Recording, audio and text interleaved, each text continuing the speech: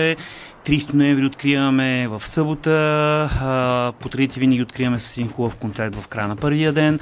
Тази година ще ни гостуват Помолец и сме много щастливи, че с техния концерт ще открием Коловото село. Първото им ходене в Чавдар. Знам, в село може би има първото ходене.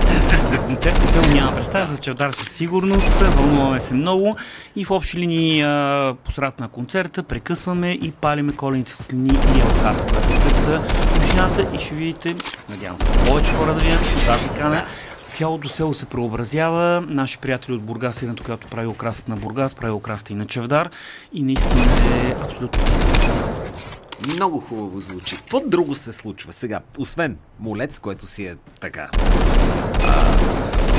украс, връхчето на коледната елха, културно участие. Какво друго се случва? През цялото време от 30 ноември до 1 януари 2025 година действа Колевото село, всяка събота и неделя, и от 25 до 20